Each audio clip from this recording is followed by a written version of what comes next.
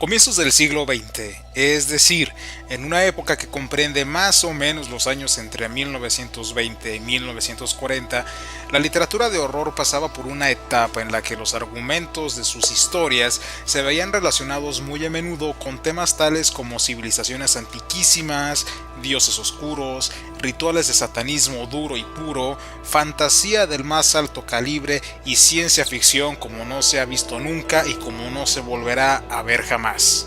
Es durante este periodo en el que varias de las mentes más destacadas del género en los últimos años hicieron su aparición, entre las que destacan enormemente el ya conocidísimo H.P. Lovecraft, el también divulgado Robert E. Howard, Frederick C. Davis y, por supuesto, el escritor que es objeto central de este video, Clark Ashton Smith. Poseedor de un currículum artístico multifacético que engloba disciplinas tales como la poesía, la escultura, la pintura y la narrativa, Ashton Smith nos presenta una propuesta literaria bastante simbólica que abarca ciertos aspectos del romanticismo negro, la ciencia ficción, la espada y brujería más épica y otras decenas de temas que no nombraré aquí por motivos de expansión. Así que sin más preámbulo, prepárense, pues ya comienza el análisis de Hyperborea y otros mundos perdidos y Sofique, el último continente. Hyperborea y Sofique son dos tomos de la editorial Valdemar pertenecientes a la colección gótica, como ya es costumbre en estos videos, que son los libros que analizo.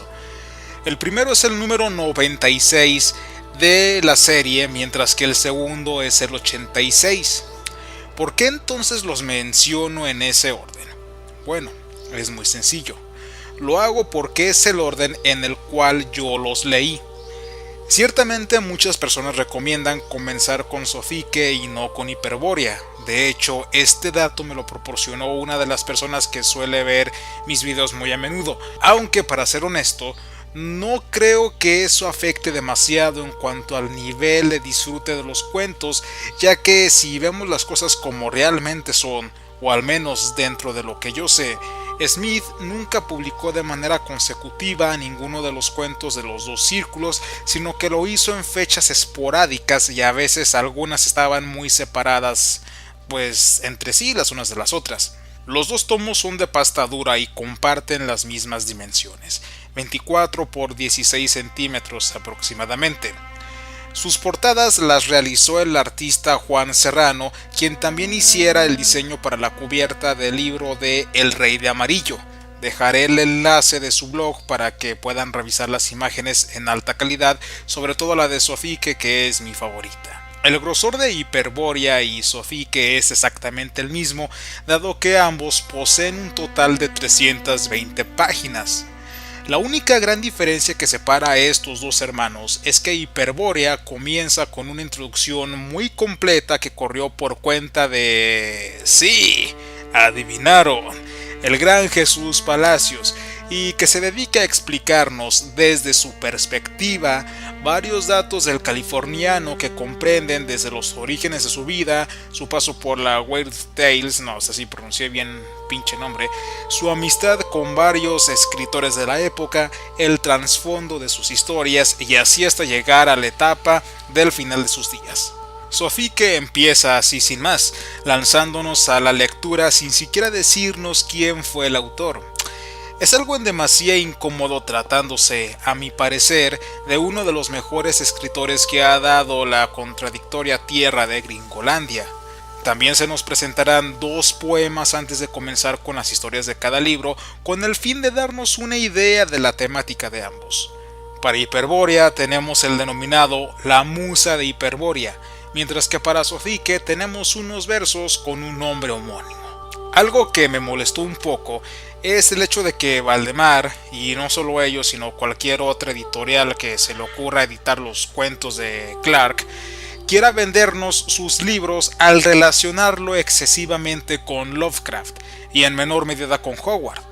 No digo que Clark no haya aportado nada a los mitos de Cthulhu, pues relatos como Ubo Zatla y dioses como Tsuga, no sé si estoy pronunciando bien los nombres, lo confirman.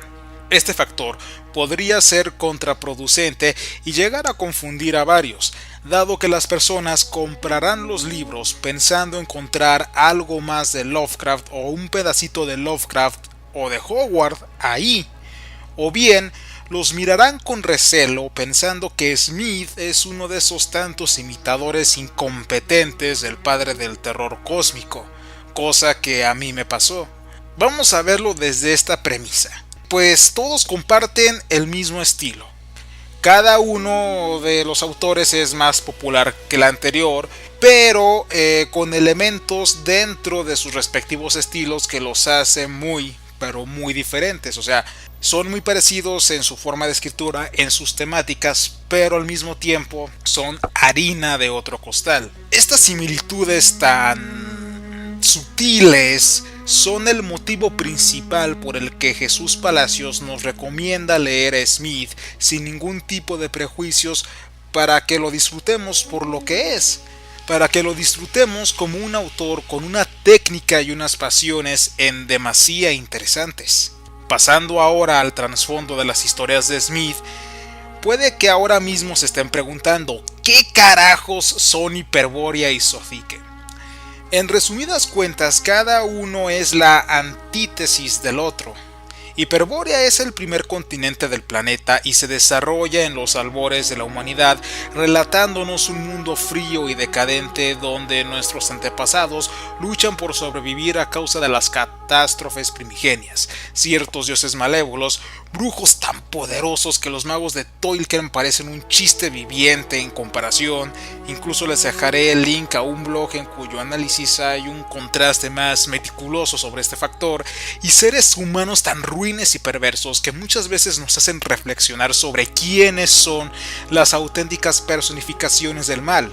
Por otro lado, Sofique sigue parte del mismo hilo argumental, aunque este se focaliza dentro del último continente del planeta. En palabras del propio Ashton Smith, que se encuentra en una carta que le envió a L. Sprigge de Camp el 3 de noviembre de 1953, el círculo se describe de la siguiente manera. Sofique está sumergida de manera vaga en las teorías teosóficas acerca del pasado y el futuro de los continentes. Es el último continente habitado de la Tierra. Los continentes de nuestro ciclo presente se han hundido hace tal vez siglos. Algunos permanecen sumergidos, otros han reemergido parcialmente y se han resituado por sí mismos. Sofique, como yo lo concibo, incluye Asia Menor, Arabia, Persia, la India, partes del norte y este de África, así como gran parte del archipiélago de Indonesia. Una nueva Australia existe en alguna parte del sur. Hacia el oeste solo se conocen unas pocas islas como Nat, en la que sobreviven caníbales negros. Hacia el norte hay inmensos desiertos inexplorados, hacia el este un inmenso mar virgen. La gente es en su mayoría de descendencia aria o semítica, pero hay un reino negro, Icar, en el noreste, y negros desperdigados por el resto de los países, sobre todo en los harenes palaciegos. En las islas del sur sobreviven vestigios de las etnias de Indonesia o Malasia. La ciencia y la maquinaria de nuestra civilización ha sido olvidada tiempo atrás junto a nuestra presente religión. Pero hay muchos dioses que son adorados, y la hechicería y la demonología prevalecen de nuevo como en los días de la antigüedad. Los marineros solo emplean remos y velas, no hay armas de fuego, solo arcos, flechas, espadas, lanzas, etc., como en la antigüedad. El idioma hablado, parcialmente hablado, del cual tengo probados ejemplos en un drama no publicado, tiene bases en la raíz indoeuropea y desciende ampliamente del sánscrito, el griego y el latín. Por lo tanto, el que yo haya puesto, por un decir, la canción de Bloody Revenge de X-Fusion como el tema principal del intro de este video no fue por mero capricho, debido a que la letra trata un tema un poco equiparable al de Sofique.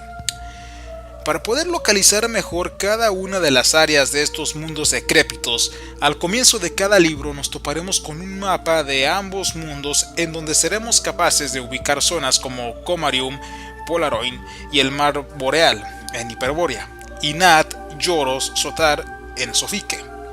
El primer libro está dividido por 3 ciclos: el ciclo hiperbóreo, el ciclo Ayai y el ciclo Sicarp, o bueno, más o menos así se pronuncian, donde en el primero tenemos 10 relatos si le restamos el poema de la musa de Hiperbórea, mientras que en el segundo tenemos 3 y en el tercero 2. En los 7 Gises, el cual es el cuento más tedioso de todos, aunque no por eso es intolerable, conoceremos dioses temibles como el gran Tsuga y nos adentraremos en una travesía propia de los cuentos medievales y de los relatos de Oriente Medio. En el Sino de Abul Wazukán, debe ser griego, se nos narrará una fábula sobre la avaricia, mientras que en la Cibla Blanca se hablará sobre un espectro que suele aparecer en las afueras de las ciudades del continente cada vez que a alguna de estas se le prevé una desgracia, algo así como un tipo oráculo, o el que la contempla se convierte como en un oráculo.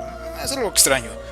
En el testamento de Athamamus, cual está ínfimamente relacionado con el cuento anterior, se nos relata la desgracia que padeció la ciudad de Comarium luego de que un hijo híbrido de Tsuga se encarnase en nuestra dimensión. Es uno de mis cuentos favoritos de Smith, ya que me recuerda bastante las tramas y la ambientación de ciertos lugares de Skyrim o Morrowind. La llegada del gusano blanco es otro cuento sublime donde se nos explica cómo fue que surgió el tan temido libro de Eibon, el cual es una amalgama de conocimientos de todos los magos que se encuentran a merced del maléfico gusano y del equivalente al Necronomicron respecto a la mitología de Smith. En Hugo Satla sabremos la historia de una persona de nuestra era, o bueno, mejor dicho, de la era de Smith y de Lovecraft, para ser más precisos, en el que un curioso sufre una especie de viaje en el tiempo tras hacerse con una reliquia antiquísima. La Puerta Saturno es otro relato imperdible donde un mago llamado Morgi, a manera de inquisidor, caza al ya nacido Eibon, otro mago a manera de hereje. La huida de Eibon provoca que ambos personajes lleguen a Saturno, planeta que tiene gran influencia astrológica dentro del ocultismo verdadero, cuyo nombre real es Sikranosh, y en donde se toparán con dioses muy extraños y con peculiares series extraterrestres. Las 3 historias restantes no es que sean malas, incluso también están interconectadas con las demás, aunque no me parecieron tan épicas como las anteriores, a excepción, claro, de El robo de los 39 cinturones, el cual tiene ciertas partes sutiles de erotismo que me parecieron deliciosas, aspecto que yo siento que le hacía falta a los textos de Lovecraft. El ciclo Ayai, o ciclo de Marte, es una pequeña trilogía de historias que se llevan a cabo en el planeta rojo, en el que se nos relatan historias tétricas de colonización, descabelladas expediciones hacia las inexploradas minas de dicho mundo y un contacto blasfemo con lo que supuestamente vendría siendo la versión marciana de Satanás. Si te gustan los juegos de la saga de Doom tanto como a mí, seguramente estos 3 cuentos de ciencia ficción te fascinarán. Por último, el ciclo de Sicarp, de tan solo 2 relatos, nos relatan las andadas de Maldyweb, un brujo que en el primer cuento, El laberinto de Maldyweb, hace la función de villano, mientras que en el segundo, Las mujeres flor, uno de mis favoritos personales de Smith, hace la función de héroe. Maldyweb es un mago bastante poderoso, pues sabe crear hechizos poderosos sin la necesidad de un catalizador, forma campos de energía a su alrededor para protegerse de sus adversarios, pelea desnudo tal cual pro de Dark Souls, contra una legión interminable de temibles hombres serpiente como en Dark Souls, y muchas otras cosas más que la convierten, para mí, en uno de los magos más poderosos que he conocido dentro de la literatura. Sencillamente son unos cuentos que recomiendo que lean sí o sí para que conozcan el género de la espada y brujería a su máxima expresión, sin limitarse únicamente al trabajo de Robert E. Howard, aunque tampoco no es muy malo que digamos. De hecho, yo tengo el de Gusanos de la Tierra y también está excelente ese libro, pero la verdad es que en comparación a combates épicos, magia, peleas para hombres peludos, pelo en macho, alfa, pelo en pecho, que estas historias de Smith están excelentes. Pasando ahora al segundo libro, restando el poema de Sofique, tenemos 16 cuentos en total, cada uno también interconectado y mucho más grotescos que los que vimos en Hiperbórea.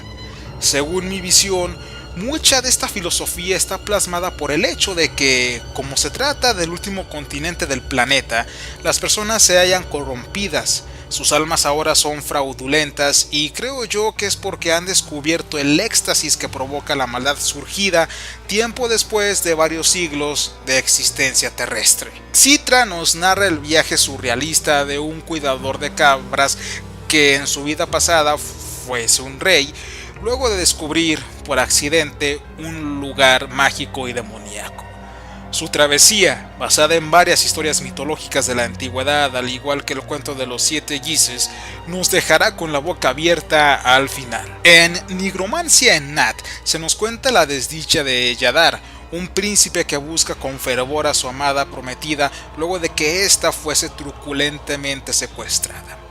Cuando se entera que ella fue a parar a la isla de los nigromantes llamada Nat, la cual se encuentra donde el océano rompe con los límites del mundo, Yadar hará todo lo posible para salvarla de su oscuro destino al enfrentarse a nigromantes tan poderosos que pueden hacer sellos, runas en el aire y hechizos de ataque con tan solo levantar un dedo. Aquí deben de poner mucha atención en el final, pues se nos detalla un dato muy importante que nos servirá para comprender otros cuentos u otros aspectos inclusive del siguiente relato.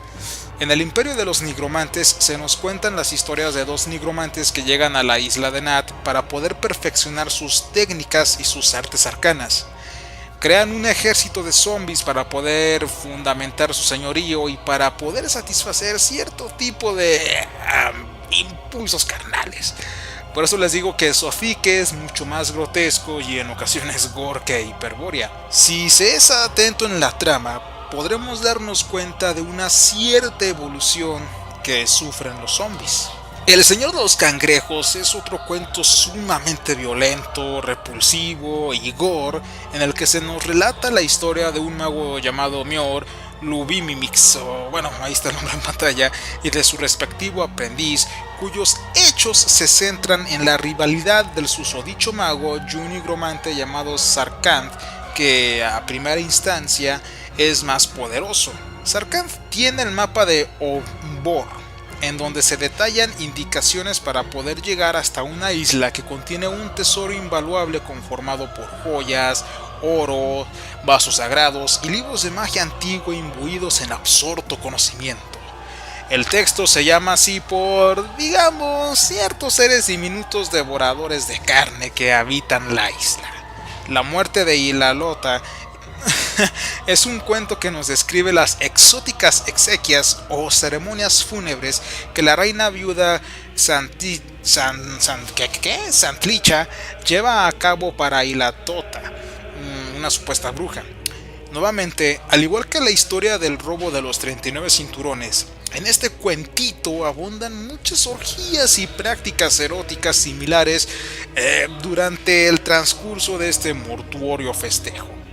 Tulos, el amante de la reina y anteriormente símbolo romántico de Ilalota, no puede aceptar la muerte de esta última y en su cabeza se comienzan a formarse fantasías amorosas que chocan horriblemente con la realidad. Si se recuerda el top 5 de los mejores cuentos de vampiros, digo por si lo vieron, se acordarán que regularmente cuando un brujo moría, usualmente este terminaba convirtiéndose en vampiro, variable que Smith o el traductor suele utilizar bajo el término lamia, que si nos ponemos y lo analizamos bien, es lo mismo que un vampiro. Entonces, bajo este concepto folclórico bastante bien fundamentado, es sobre el que se desarrolla la historia. El tejedor de la tumba es otro cuento en donde podríamos decir que predomina más el estilo de espada y brujería. Ahí, una tercia de guerreros deberá ir a buscar los restos del primer rey de la dinastía del actual gobernante de Mirab, la ciudad del relato anterior, que al mismo tiempo es la capital de Tazun, que, como ya he dicho, tal rey es conocido como el Gran Famorg. El motivo de dicha empresa se debe a que la princesa Lunalia de Exilac, esposa del actual rey, gran hechicera y supuesta Lamia, desea estos restos humanos para fabricar unos afrodisíacos muchísimo más cabrones que ni el mismo Viagra. Cabe destacar que las cosas no terminarán del todo bien para estos guerreros, pues una entidad esférica, la cual puede tejer redes carmesí a expensas de su propio cuerpo, será la bestia en esta ocasión. La magia de Ulua es mi favorito personal en este tomo y la narración que espero recordar cuando llegue a viejo. Aquí conoceremos la historia de un erudito y anacoreta de calidad hipnosófica, es decir, que el desnudismo forma parte de su naturaleza y equilibrio espiritual, llamado Samón, cuyo sobrino nieto llamado Amalsaín un día encuentra trabajo de copero o despachador de tragos en el palacio de Mirab, donde serviría fielmente a Famorg. ¿Ya van entrelazando los hechos? Samón advierte a su sobrino que la maldad es el verdadero monarca de Mirab, pues sus mujeres son magas y prostitutas. Mientras Amalsaín estudiaba apaciblemente matemáticas para seguir con la senda de su tío abuelo, la malvada princesa Ulua, hija de Farmagod y de Lunalia, ¿se acuerdan de ella?, intenta seducir carnalmente a nuestro joven héroe, atormentándolo con delirios sexuales de mero éxtasis o con vomitivas visiones si éste se niega. Es una historia cuyo final es muy épico y nos deja ver muy en claro el vasto poder de Samón, además de brindarnos una especie de moraleja. El dios carroñero es otro de mis cuentos favoritos, donde nuevamente vuelve a ocurrir una desgracia de carácter amoroso. Huyendo de sus tierras por motivos que no mencionaré aquí, Farión y Elaid llegan al decadente y oscura ciudad de Sul-Basair. Ay Dios, pinches nombrecitos, en donde el dios Mordigain gobierna con mano de hierro. De repente, la bella Elaid sufre un ataque de catalepsia, haciéndola ver como una simple y vulgar muerta. Y justo en ese momento, los emisarios de Mordigain se presentan en la posada donde nuestros héroes se hallan hospedados con el objetivo de reclamar el cadáver de la joven como una ofrenda al dios. Por eso se dice que es carroñero. Aquí se presenta una gran batalla en donde Farión y estos sacerdotes malignos que son capaces de moverse y esquivar ataques a altas velocidades. El cuento viene cargado de temas como traiciones, conspiraciones dentro de los mismos seguidores del culto a Mordigain, huidas, escapadas, seres pastosos y sin forma que reptan por el piso y demás actos morbosos. El oscuro Eidolon cuenta la historia de Namirra, uno de los nigromantes más poderosos que Sofique haya conocido jamás y posiblemente la humanidad de nuestra realidad. El objetivo de Namirra es tomar venganza sobre Ummaus, la ciudad que una vez lo vio nacer, luego de que la realeza del lugar le destrozara las piernas y el orgullo cuando aún era un simple humano. Embriagado por su sed de saldar cuentas, Namirra provoca una ola de calamidades y catástrofes que llevarán a la moribunda ciudad hacia su inevitable final, haciendo uso, graciosamente, del mismo instrumento que le ocasionó tanto sufrimiento en el pasado. En Mortila se nos relata la desdicha de un poeta pesadumbrado cuyo dolor emocional únicamente se mira mitigado por la presencia de una lamia que se le aparece en las más extrañas circunstancias. El Abad Negro de Putum es otro cuento de espada y brujería que nos narra las hazañas del arquero Sobal y el lancero Kuchara cuando son enviados por el rey Oarab, en búsqueda de una bella joven para que, para que se la compraran. Junto a ellos viaja el eunuco Simbam, los cuales son los cortesanos de apariencia afeminada que se hallan castrados y que sirven totalmente a la realeza para que nuestros héroes cumplan con su deber.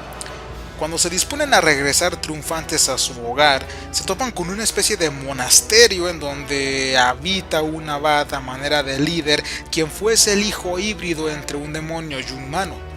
Muertos auxiliares o espíritus auxiliares de personas más o menos buenas, flechas y armas encantadas y mucho suspenso con peleas emocionantes es lo que tiene este relato. El engendro de la tumba trata sobre las codiciosas aventuras de dos excéntricos personajes que decidirán ir a buscar un tesoro en la tumba del rey Osaru, que no es más que una extraña criatura celestial, como las de Bloodborne, que dotó a este rey de una sabiduría y un poder infinito, como los de Bloodborne.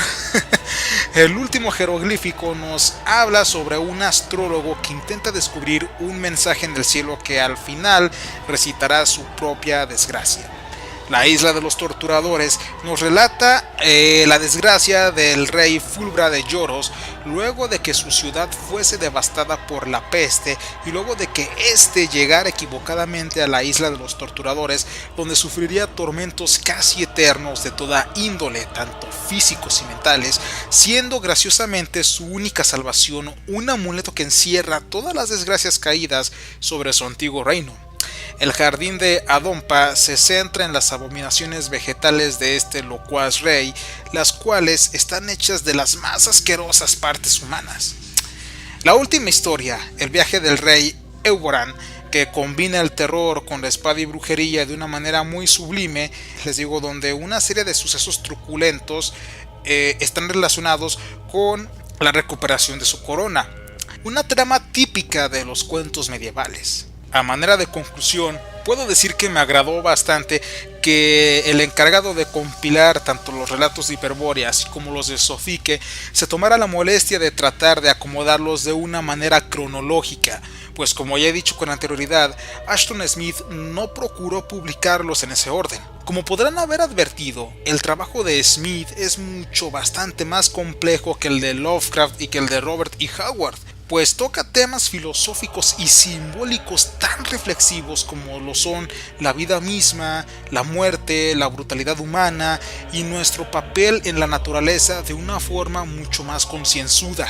Y dejando de un lado eso, no sé si el traductor tenga mucho que ver, pues la narrativa de Smith se me hace muchísimo más trabajada que la de sus camaradas en una infinita cantidad de sentidos. No por nada se le comparó incluso con Lord Byron en su momento. Puede que yo mismo esté intentando poner en contra a los seguidores de estos tres escritores a pesar de que los tres eran muy buenos amigos. Sin embargo, dada la terquedad de las personas en querer comparar sus trabajos entre sí, sobre todo con los de Lovecraft, los cuales, vuelvo a repetir, sí compartían algunos elementos entre ellos, o sea, la verdad no me queda otra alternativa de yo mismo decir quién era, en base a mi opinión, pues el mejor de los tres, que en este caso es Smith. Y no solo lo digo yo, o sea, si ustedes buscan en internet algunas reseñas sobre Hyperborea, sobre Sofique, sobre todo de Editorial Valdemar, se van a dar cuenta que de hecho muchos dicen que Smith fue opacado por sus camaradas, que siempre ha vivido en las sombras o siempre ha estado en las sombras de los otros dos autores. Sin embargo, pues ahora sí que les digo, esto ya es meramente cuestión de gustos, la verdad. Los eventos de Hyperborea y Sofique, sobre todo este último, viven más de las 1001 noches que las propias historias de los mitos de Cthulhu, o como les vuelvo a repetir, eso pienso yo. Es un gran deleite leer historias de este calibre que incluyen elementos como batallas arcanas super emocionantes, terror, horror, erotismo sutil y dioses malignos. Aún queda mucho más trabajo de Smith por traducir, pues tiene otro ciclo que toma lugar en una época parisina, además de haber intentado concluir la obra de Vathek y sus episodios, que por cierto está en el club de Diógenes de Valdemar, que no he podido conseguir, pero que cuando la consiga pues aquí les estaré haciendo su debido análisis. Espero que Valdemar se aventure a traernos los relatos faltantes de Smith, ojalá, porque creo que todavía las licencias están por parte de uno de los amigos de este gran escritor, que cuando menos pues nos traiga algunas de sus poesías si es que las tiene, aunque pues Smith tengo entendido no las trabajó tanto, trabajó más lo que fue la narrativa, ya que el deleitarse ya sea con sus obras de, les digo, de este Smith, o con las de Blackwood, o con las de Ligotti, o con las de Hans Heinz Ivars, es un privilegio del que muy pocos pueden presumir. Y bueno amigos, hasta aquí hemos llegado a este análisis de Hyperborea y Sofique. Espero haber complacido a algunas personas con respecto a mi visión sobre los cuentos. Espero no haber herido susceptibilidades con respecto a decir que Smith siempre ha estado a la sombra de Lovecraft, y yo lo veo realmente así, pero como les digo, pues esto es más que nada meramente personal. Yo creo que realmente Smith tenía más imaginación, tenía más capacidad, estaba por sus historias, por lo que he visto, estaba incluso hasta más documentado del mundo de lo oculto, de lo metafísico, de lo teológico inclusive, que ni el mismo señor de Providence. Recuerden que incluso Lovecraft, en su ensayo del terror sobrenatural, criticaba mucho a Blackwood porque te hacía un terror meramente técnico en el apartado ocultista. Y tal vez Smith, al hacer algo parecido de manera, digamos, pues sí, no, que no lo haya hecho adrede, tal vez eso pudo provocar de que no se haya dado tanto a conocer y que realmente Lovecraft tomara su papel que le correspondía a Smith como un autor tradicional, y que Lovecraft no haya tomado el papel que le correspondía como escritor de culto. Pero bueno, les estaré trayendo análisis de libros aún más interesantes, como lo es, de hecho el próximo va a ser el de El Hombre de la Arena, que ya me lo pidió otro suscriptor. Nada más le digo que sea paciente porque, como suelo comentar en cada final de video, yo hago otras cosillas, estoy algo ocupado. Les digo, yo no vivo de YouTube, pero cuando hago un video trato de hacerlo pues bien y dar información verídica, no como cuando hice el de cuentos góticos que dije puras tonterías. Y les digo, les voy a traer ese, también les voy a traer el de Pueden suceder tales cosas de Ambrose Bierce. También les voy a traer el de El Santuario y otras historias de fantasmas de Edward Frederick Benson. Si puedo conseguir el de Hugo el Lobo, que tengo un contacto, ya di, con una manera de conseguir el libro, también se los voy a traer. Libros raros de Valdemar, así que no, que si me tardo pues en subir videos, que sean videos interesantes, videos de libros que no se han hecho de Valdemar. O sea, por ejemplo, veo que ya han hecho el de Cantos de Maldoror, veo que ya han hecho el de 13 para el Diablo, el del Rey de Amarillo. Entonces realmente no tratar de subir lo mismo que los demás. De hecho, el de Sofique está en otro canal, pero como me lo pidieron, pues traté de hacerlo un poco diferente, un poco más llamativo, y juntarlo con Hiperbórea para que ustedes saben. Y bueno, pues también les voy a traer el de La Araña y otros cuentos macabros y siniestros de Hans Heinz Evers, que para mí es uno de los autores más gore que tiene Valdemar, es de los mejores. De hecho, la verdad, sus cuentos sí son muy necrofílicos, están muy bien.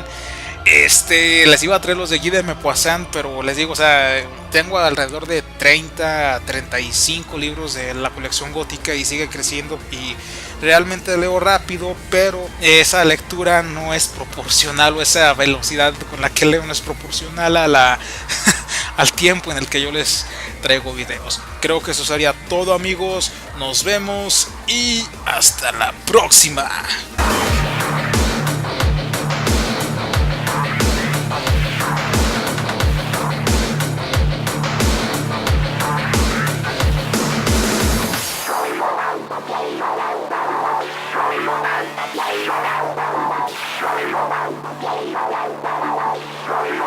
Bye.